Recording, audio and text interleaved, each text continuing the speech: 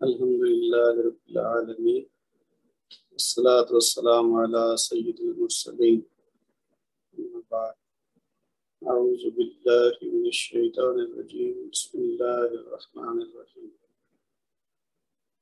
رب اشرح لی صدری ویسر لی امری واحلل عقدۃ من لسانی یفقہوا قولی۔ السلام علیکم ورحمۃ اللہ وبرکاتہ۔ بسم اللہ الرحمن الرحیم۔ آج کا لیسن نمبر 22 اور یہ ہے جملہ اسمیہ کو سوالیہ بنانے کا طریقہ۔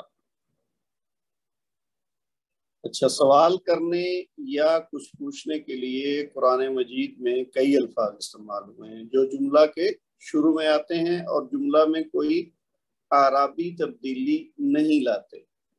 ہم نے پیچھے کچھ چیزیں پڑھی ہیں کہ جب ہم اس میں کوئی اپنی مرضی کا مطلب پیدا کرنے کے لیے تبدیلی کرتے ہیں، کوئی نیا لفظ کوئی نیا حرف ایڈ کرتے ہیں، مثلا منفی جملہ بنانے کی جب اگر ان نے بات کی تھی تو لیکن اس سے پھر آگے والے جو الفاظ ہیں جملے کے ان میں کچھ تبدیلی آتی ہے، خاص طور پر اعرابی تبدیلی، یعنی بعض اوقات رفعی حالت والا اسم جو ہے وہ نصبی حالت میں ہو جاتا ہے، یا نصبی والا رفعی میں ہو جاتا ہے، یا پھر جری حالت میں چلا جاتا ہے۔ تو یہ جو سوالیہ فقرہ جب ہم بنائیں گے تو اس کے لیے جو لفظ یا جو حرف ایڈ کریں گے اس سے اعرابی تبدیلی نہیں آئے گی۔ اچھا، سوال دو قسم کے ہوتے ہیں، کسی بھی زبان میں ہوں دو قسم کے ہوتے ہیں۔ ایک تو وہ ہے جس کا جواب ہاں یا نہ میں ہوتا ہے، سمپل، یعنی جواب دینے والے کے لیے آسان ہوتا ہے اس کا جواب دینا۔ سوال ایسا پوچھا جاتا ہے کہ وہ اگر یس کہے گا یا نو کہے گا تو جواب مل جائے گا سوال کرنے والے کو۔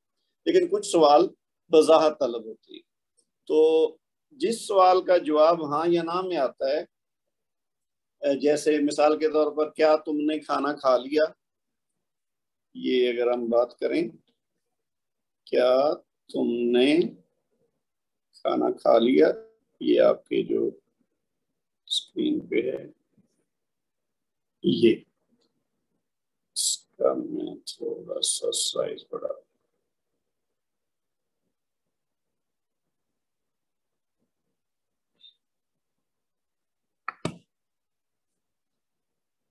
اچھا، کیا تم نے کھانا کھا لیا، اب اس کا جواب کیا ہوگا؟ جس سے پوچھا جا رہا ہے وہ یا تو اس نے کھا لیا ہے یا نہیں کھایا، تو وہ کہے گا ہاں یا نہ۔ لہذا ایسے سوالیہ حروف جس میں سوال کا جواب ہاں یا نہ میں درکار ہو، اس کے لیے عربی میں حرف استفہام استعمال ہوتا ہے۔ اب حرف استفہام، حرف تو ہم جانتے ہیں کیا ہوتا ہے، ٹھیک ہے۔ استفہام یعنی سوالیہ، جس سے کوئی چیز پوچھی جائے اس کو استفہامیہ کہتے ہیں، اور وہ مندرجہ ذیل ہیں، یعنی کچھ حروف ہیں جو حروف استفہام کہلاتے ہیں۔ کون کون سے ہیں؟ ایک تو ہے جی حمزہ، یعنی حمزہ اس شکل کا بھی ہو سکتا ہے الف کی شکل کا، اور یہ عین کی شکل کا بھی، تو یہ دونوں کا ایک ہی مطلب ہوگا اور دونوں ایک ہی مقصد کے لیے استعمال کیے جاتے ہیں۔ جیسے ہے نا، یہ مثال نو میں نو تھا اور اس سے پہلے لگا دیا آ، تو یہ بن گیا آ نو میں نو۔ نو میں نو کا مطلب کیا ہے؟ ہم ایمان لائیں گے یا ہم ایمان لاتے ہیں، یہ فعل ہے اصل میں۔ تو اس سے پہلے اگر حمزہ لگ گیا تو یہ اب کیا بن گیا؟ آنو مینو، کیا ہم ایمان لائیں گے یا کیا ہم ایمان لائیں، یہ قرآن پاک سے الفاظ ہیں، آنو مینو۔ اسی طرح دوسرا حرف ہے حل، یہ بھی سوالیہ بنانے کے لیے حرف استفہام۔ اب یہ آگے جیسے مثال ہے نا، حل اتاکا حدیث موسیٰ، اتاکا کا مطلب ہے تم تک پہنچی، اور حدیث و موسیٰ، موسیٰ کی خبر یا موسیٰ کی بات، تو حل لگانے سے کیا ہوا؟ سوال پیدا ہو گیا، کیا کے معنی میں آ گیا یہ، تو یہ ہے حل اتاکا حدیث و موسیٰ، کیا تم کو موسیٰ کی خبر پہنچی۔ اگر حل یہاں نہ ہو یا اوپر والے جملے میں آ نہ ہو تو پھر وہ مثبت جملہ ہے، یہ حمزہ لگانے سے یا حل لگانے سے وہی جملہ سوالیہ بن گیا۔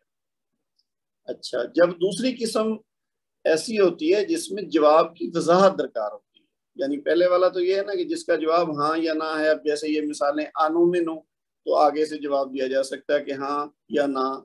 اسی طرح حل لگانے سے جو جملہ بنے گا اس کا بھی جواب ہاں یا نہ میں ہوگا۔ لیکن دوسری قسم ایسی ہوتی ہے سوالیہ فکروں کی کہ جس کا جواب وضاحت طلب کرتا ہے، کہ وہ تفصیل سے جواب دینا پڑتا ہے. جیسے پوچھا جائے کہ تم کل اسکول کیوں نہیں گئے تھے یا کیوں نہیں آئے تھے، تو اب اس کا جواب کیوں کا جواب دینے کے لیے ہاں یا نہ سے بات نہیں بنے گی. اس کو بتانا پڑے گا کہ جی میں بیمار تھا، یا مجھے کوئی کام تھا، یا ہمارے گھر میں کوئی مصروفیت تھی، یا ہمیں کہیں سفر پہ جانا تھا. تو وہ کوئی نہ کوئی اس کی وضاحت بتائے گا، تو پھر جا کے سوال کرنے والے کی تسلی ہوگی کہ ہاں اس کو جواب مل گیا ہے. تو اس طرح کے جو سوال ہوتے ہیں اس کو سوالیہ جملے میں اس طرح کا سوال پیدا کرنے کے لیے جو الفاظ لگائے جاتے ہیں اس کو کہتے ہیں اسم استفہام. اوپر ہم نے بات کی حرف استفہام کی، اور یہ ہے اسم استفہام. اسم اور حرف کا فرق تو آپ جانتے ہیں.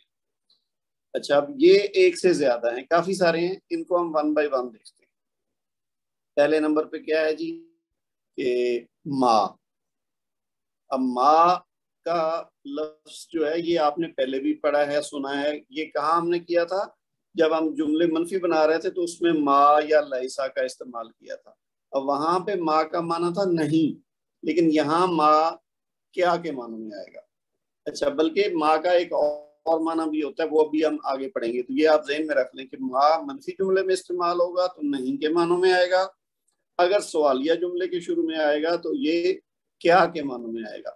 اور ابھی ایک اس میں موصول بھی ہوتا ہے، یعنی وہ ملانے کے لیے دو جملوں کو، جس کا معنی جو یا جس ہوتا ہے، وہ بھی ہم استعمال کریں گے، اور اس کے لیے بھی ماں کا استعمال ہوتا ہے. تو وہ آگے جب استعمال آئے گا تو پھر آپ کو پتہ چلے گا کہ یہ 3 قسم کا ماں ہے، اور تینوں جگہ پہ اس کا الگ الگ معنی ہے. تو یہ سوالیہ ماں جو ہے اس کا مطلب ہے کیا. جیسے مثال آپ کے سامنے لکھی ہوئی ہے ما واللہم. اب ما واللہم کا کیا مطلب ہے؟ کیا ہے جس نے انہیں پلٹ دیا. واللہ ہوتا ہے پلٹنا، ہم ان کو، تو ان کو پلٹ دیا، اور ما لگا تو کس نے انہیں پلٹ دیا، یعنی کیا تھا جس نے انہیں پلٹ دیا. تو یہ کیا کے معنی میں آیا. اچھا، من کا مطلب ہوتا ہے کون. تو من ذلذی، کون ہے وہ. یہ اس میں آیت الکرسی میں آتے ہیں نا الفاظ، من ذلذی یشفع عندہ الا باذنہ. تو یہ وہی ہے جی. من کا مطلب ہے کون، تو کون ہے وہ. اسی طرح آگے ہم دیکھیں تو بہت سے الفاظ اور ہیں. یہ دیکھیے کیفا. کیفا کا مطلب ہوتا ہے کیسا، جس کو ہم انگلش میں کہتے ہیں ہاؤ. یہ بہت عام استعمال ہوتا ہے، کیفا حال کا، تمہارا کیا حال ہے. تو یہ کیفا کا مطلب ہے کیسا یا ہاؤ. تو کیفا تکفرون، تم کیسے انکار کر سکتے ہو، تم کیسے کفر کر سکتے ہو. آئینہ. آئینہ کا مطلب ہے کہاں، ویئر. تو آئینہ تذہبون. تذہبون کا مطلب ہے تم جاتے ہو یا تم جا رہے ہو، اور آئینہ کہاں، تم کہاں جا رہے ہو. متا. متا کا مطلب ہوتا ہے کب. ٹھیک ہے جی، وین. تو متا نصر اللہ، یہ سوالیہ فکر ہے کہ کب اللہ کی مدد آئے گی. متا کا مطلب ہے کب. ایانا. ایانا کا مطلب بھی کب ہوتا ہے، یہ بھی کب کے معنوں میں آتا ہے. اور ایانا یوم القیامہ، قیامت کا دن کب آئے گا. لیکن زیادہ تر استعمال جو نارمل عام استعمال ہے وہ متا ہوتا ہے، ایانا کا استعمال کم ہوتا ہے. اچھا، انا، کہاں سے، فرام ویئر. انا لکی ہاذا، کہاں سے ہے یہ تیرے واسطے. یہ کا ہاذا کا مطلب یہ لکی تمہارے لیے، اور انا کہاں سے، اس کا بھی استعمال کم ہے. اچھا، ایون، اس کا استعمال زیادہ ہوتا ہے. ایون کا مطلب ہوتا ہے کون سا. جیسے ہم اکثر بات کرتے ہوئے ہوتا ہے نا، یہ کون سی ہے، یہ کون سا ہے، یہ کون سے لوگ ہیں، یا بہت ساری چیزیں ہوں تو اس میں سے سلیکٹ کرنا ہو کہ کون سی چاہیے آپ کو، تو وہ اس کے لیے ایون. تو ای الفریقین، دونوں فریقوں میں سے کون. یہ فریقین دو ہو گئے، دو گروہ، دو پارٹیاں، اور ایو یعنی ان میں سے کون سا. اچھا جی، اس کے بعد آپ دیکھیے جی ایون تک ہو گیا، اور اگلا ہے جی کم. کم کا بھی استعمال کافی زیادہ ہوتا ہے. کم کا مطلب یہ اب اردو میں بھی کم ہے. یہ میں جیسے کہتا رہتا ہوں نا کہ اردو الفاظ میں کافی سارے عربی کے الفاظ ہیں، اور ان کا ہمیں فائدہ ہوتا ہے عربی سیکھتے ہوئے، لیکن بعض اوقات کنفیوژن بھی ہوتی ہے. جیسے کم ہے تو کم کا مطلب اردو میں تو ہوتا ہے تھوڑا، لیکن عربی میں کم سے مراد ہے کتنا. یعنی کوئی چیز پوچھنی ہو نا کہ ہاؤ مچ یا کتنی ہے یہ، تو ہم پھر اس کے لیے عربی میں کم کا لفظ لگاتے ہیں. کم لبستہ، یہ ہے نا اس میں سورہ کاف میں کم لبستہ، کتنی دیر تم یہاں رہے، تو کم لبستہ تو کتنا ٹھہرا رہا. اچھا پھر ہے جی لما. لما کا مطلب ہوتا ہے کیوں. یہ ویسے پورا لفظ ہے لماذا. لماذا یہ ایسے لکھا جاتا ہے لماذا، تو اس کا مطلب ہوتا ہے کیوں. لیکن یہ بعض اوقات مختصراً صرف لام اور میم لما، تو یہ بھی یہی معنی دیتا ہے. چونکہ قرآن پاک میں بھی لما یوز ہوا ہے تو لہذا ہم اس کو بھی سیکھ رہے ہیں. تو لما تقولون، تم کیوں کہتے ہو. تقولون تم کہتے ہو، اور لما کیوں تم کہتے ہو. اس کے بعد ہے جی ما لنا. اب یہ دیکھیے ہمیں کیا ہوا ہے. ویسے تو یہ ایکچولی ما جو ہے نا یہی ہے سوالیہ، لنا ہمارے لیے، تو ما لنا ہمیں کیا ہوا ہے. ما لنا اللہ نقاتلو، ہمیں کیا ہوا ہے کہ ہم جہاد نہ کریں گے. یہ بھی قرآن پاک سے لیے گئے ہیں الفاظ. ٹھیک ہے. اس کے بعد ماذا. ماذا کا مطلب ہے کیا. جیسے ما تھا اس کا مطلب بھی کیا ہے اور ماذا کا مطلب بھی کیا ہے، لیکن تھوڑا سا فرق ہوتا ہے استعمال کے لحاظ سے. جیسے ہم معنی الفاظ ہوتے ہیں لیکن ہم کسی جملے میں ایک ان میں سے استعمال کرتے ہیں اور کسی دوسرے جملے میں کوئی اس کا ہم معنی دوسرا یعنی مترادف لفظ استعمال کرتے ہیں. تو وہ سچویشن کے حساب سے بعض الفاظ بعض جملوں میں زیادہ سوٹیبل ہوتے ہیں. تو ماذا کا مطلب بھی کیا. ماذا اراد اللہ، یہ بھی قرآن پاک سے الفاظ ہیں. کیا ارادہ کیا اللہ نے. ماذا کیا، ارادہ ارادہ کیا، اللہ اللہ نے. اچھا اس میں اگلا کیا ہے جی ما حاضی. اب یہ ویسے تو ما ہی ہے، ہم جو پہلے پڑھ چکے ہیں نا ما. حاضی کا مطلب ہوتا ہے یہ، تو یہ کوئی الگ لفظ نہیں ہے. ما حاضی یہ کیا ہے، تو یہ سمپل وہی ہے جو شروع والا لفظ تھا نا ما، تو اسی کا استعمال ہے اصلا.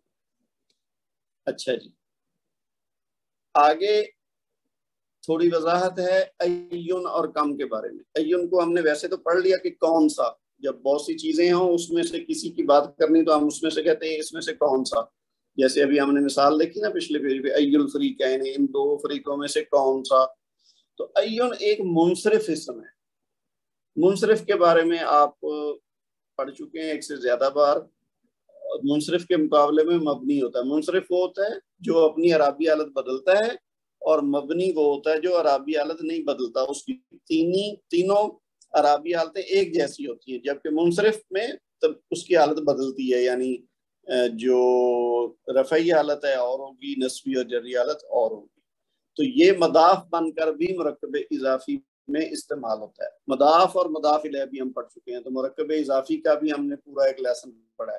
تو مرکب اضافی میں مضاف بن کر بھی ایو کا استعمال ہوتا ہے. ایک بات. دوسری بات کہ یہ منصرف ہے، یعنی یہ جملے کے اندر اپنی حیثیت کے مطابق اعرابی حیثیت کو چینج کر سکتا ہے، جبکہ باقی جو اس میں استفہام ہے وہ مبنی ہے، وہ کسی بھی جملے میں استعمال ہوں گے، وہ اپنی فکس اپنی حالت رکھیں گے. دوسری اہم بات کم کے بارے میں. کم کا دو طرح کا استعمال ہوتا ہے. ایک تو ہم نے پچھلے پیج پہ دیکھی ہے اس کی مثال، کم لبستہ، کتنی دیر تم یہاں ٹھہرے. دو طرح کے معنوں میں استعمال ہوتا ہے. ایک تو سوالیہ جیسے اوپر کی مثال سے واضح کر دیا گیا، اور دوسرا خبریہ یعنی خبر کے طور پر استعمال ہوتا ہے. اس کی مثال دیکھیے جیسے یہ نیچے ہے نا، کم خبریہ جملہ ہے. وَكَمْ أَرْسَلْنَا مِن نَبِيٍّ مِن فِي أَوَّلِينَ، اور ہم نے پہلے لوگوں میں بھی بہت سے پیغمبر بھیجے. اب یہاں پہ تعداد جب شو کر رہی ہو نا کسی جملے میں کہ جی بہت زیادہ تعداد میں کچھ ہوا ہے، تو اس کے لیے بھی یہ ایک اسلوب ہے عربی میں، وہ کم، کہ ہم نے کتنے ہی رسول بھیجے نبی بنا کر آپ سے پہلے. ٹھیک ہے جی.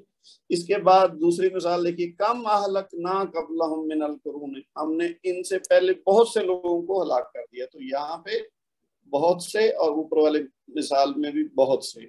تو کم کا مطلب کتنا بھی ہوتا ہے. جیسے ہم کسی چیز کی پرائس پوچھ لیں کہ جی یہ کتنے کی ہے، تو اس کے لیے بھی کم استعمال ہوتا ہے. کم ہاذا، یہ کتنے کی ہے. تو کم خبریہ کا کیا مطلب ہے، یہ جب تعداد زیادہ شو کرنی ہو کسی واقعے کی، کسی انسیڈنس کی، کسی ہونے والے لوگوں کی، تو وہ جب تعداد کو زیادہ شو کرنا ہو عربی جملے میں، تو اس کے لیے بھی کم کا استعمال ہوتا ہے. اچھا جی، اسماء استفہام سے پہلے حرف جارہ لگنے سے اس کے معنوں میں مندرجہ ذیل تبدیلی آتی ہے۔ حرف جارہ ہم جانتے ہیں کہ جب حرف جارہ کسی اسم سے پہلے لگتا ہے تو اس کو مجرور کر دیتا ہے، ٹھیک ہے۔ اور یہاں کیا بات ہو رہی ہے کہ اسماء استفہام سے پہلے اگر حرف جارے لگے تو اس سے کیا تبدیلی ہے کہ جیسے ابھی ہم نے ما کا پڑھا نا، حرف استفہام جو ہے، تو اس سے پہلے اگر ہم حرف جارہ لگا دیں لام تو کیا بن گیا لما، اور لما کا مطلب کیا بن جائے گا کیوں۔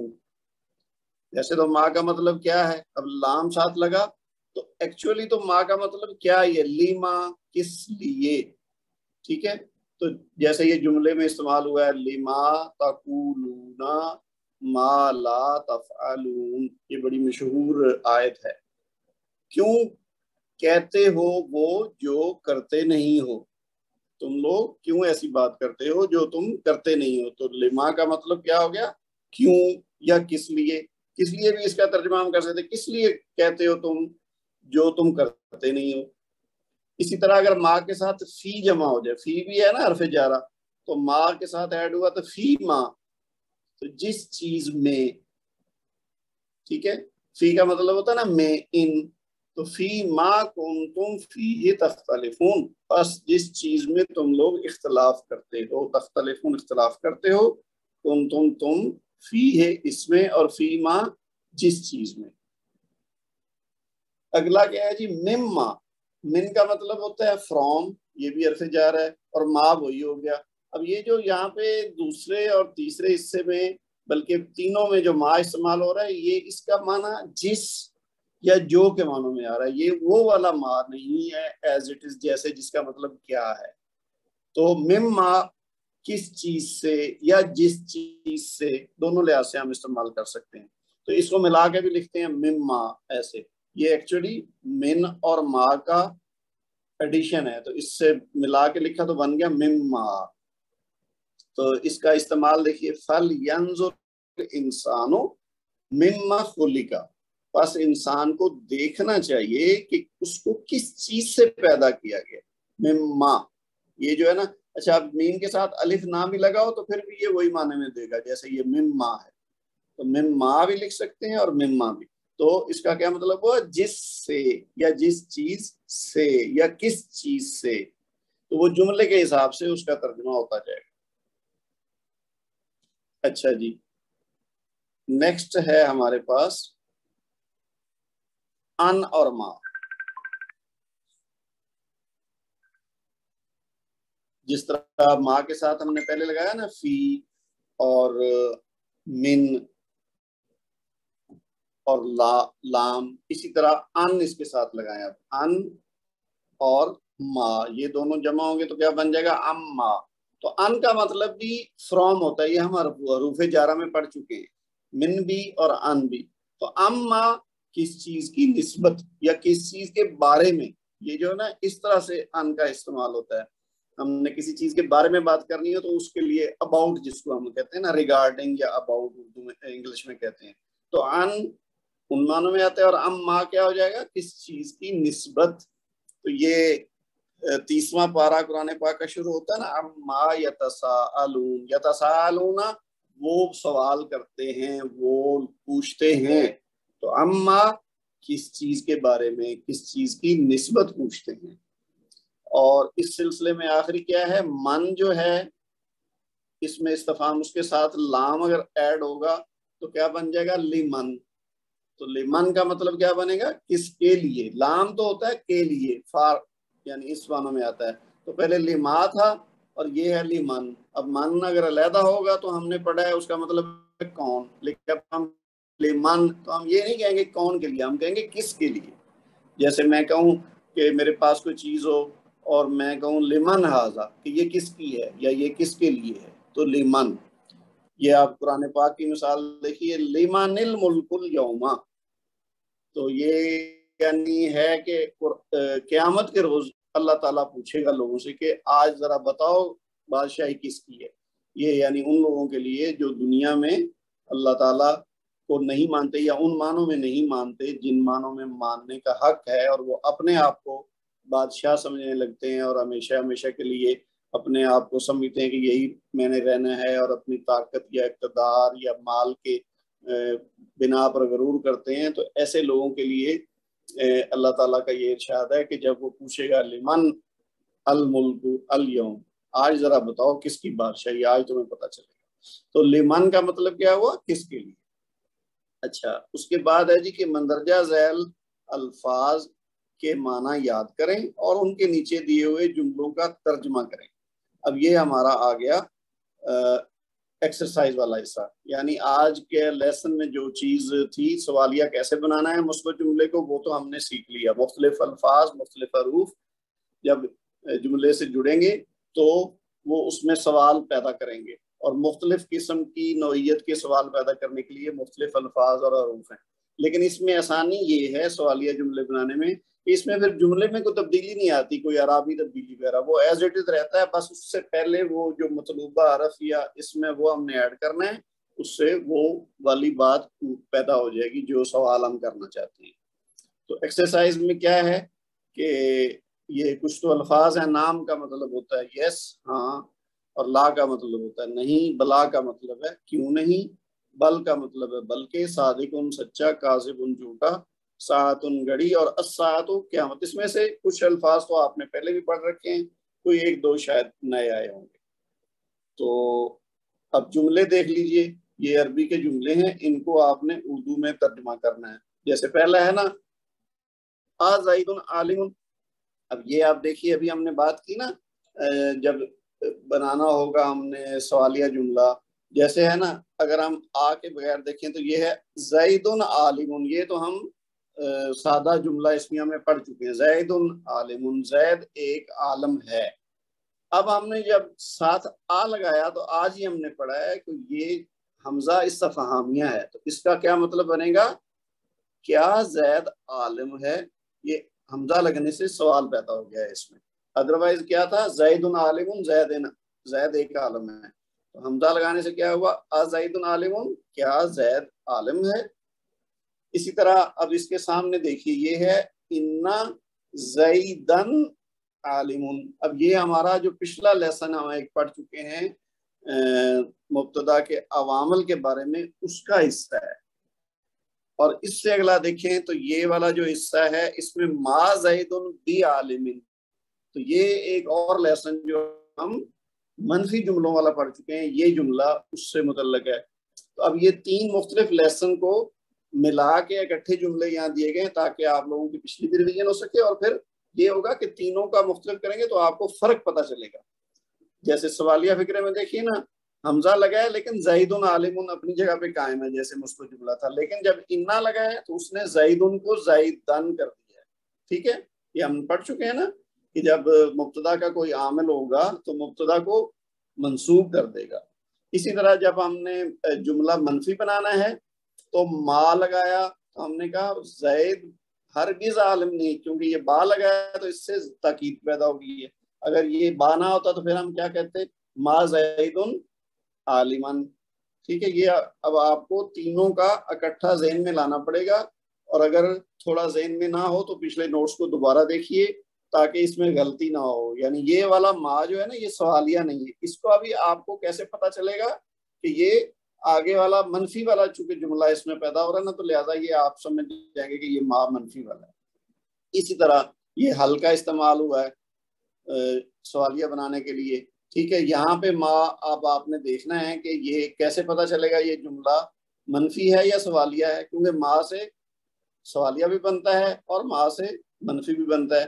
تو یہ اب الرجلانی صادقین، یہاں سے آپ کو پتا چلے گا، یہ آپ کو میں ہنٹ دے رہا ہوں کہ صادقین نہیں بتائے گا کہ یہ جملہ منفی ہے یا سوالیہ ہے۔ پھر یہ انا کا استعمال اوپر آ گیا، اسی طرح حل بھی ہم نے دیکھ لیا۔ پھر بلا کا مطلب ہے کیوں نہیں، ٹھیک ہے، اور یہ تو خیر واضح ہو گیا کہ یہ منفی جملہ ہے۔ پھر حل یہاں بھی یہ بھی واضح ہے کہ حل جب ہوگا تو وہ سوالیہ ہی ہوگا۔ پھر لا جو ہے یہ بھی لازمی بات ہے منفی جملہ ہی ہوگا۔ اب یہ جملہ دیکھیے اس میں حمزہ بھی ہے اور لیسا بھی ہے۔ لیسا ہم پڑھ چکے ہیں منفی کے لیے استعمال ہوتا ہے، اور حمزہ ہے سوالیہ کے لیے۔ تو الیس الولد جالسا، ہم اردو میں بھی ایسی بات کرتے ہیں نا کہ کیا وہ نہیں آیا ہے، اب کیا بھی کہہ دیا اور نہیں بھی کہہ دیا، اس طرح کا جملہ ہوتا ہے نا کہ اس میں منفی بھی معنی ہوتا ہے لیکن اصل میں ہم سوال کر رہے ہوتے ہیں، یعنی نیگیٹو کوسچن سینٹینس۔